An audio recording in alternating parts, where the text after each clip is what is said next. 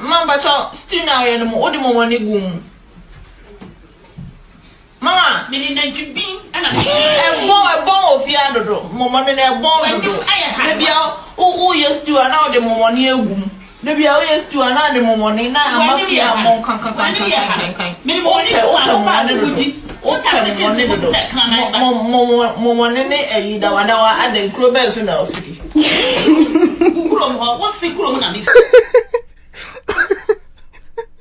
Was it made in bini negum? Na get ways for us anote. Ubenya da one money no worry. When you were pessie be pan, the contumely stew. Na money be woman pan. Charlie, and yazo. Let Jano, their old name, dear de. Would you now say about Bamomin can occurrence with dear Charlie? Money a bone too much, and then dawa. But ye January night, Jew feel when you can no someone in a ruddy. Make Kaima maybe pan or tea fee. Woku a buana one man and naminibin. On Fancha Frigi Mono, the aquasha cupboardum. Be 3 days. Now, bon can. Now I feel all day by young quine already. We are not cutting a baby ding.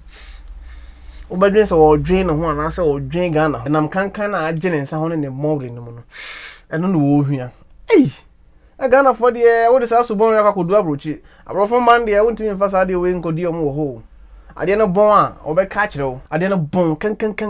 So to some America. As an intribini. Canadian free years and go come in today. Youth of today, current and modern children behave like animals. No brains. Master, we no brains as some.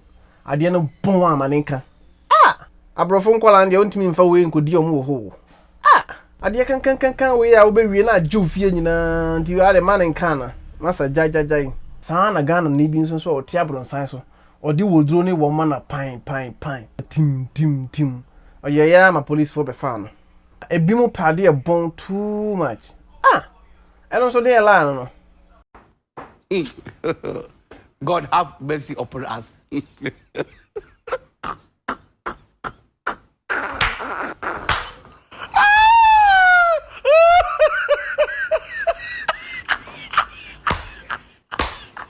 Mama cho still now ya mo odi mo wani gum. Mama, me na jubi ana e bon ofia dodo. Momo ne e bon dodo. De bia o yes to ana odi mo wani egum. De bia o yes to ana de mo wani na amafia mon kan. Me mo wani o ba sudi. O ta mo ne dodo.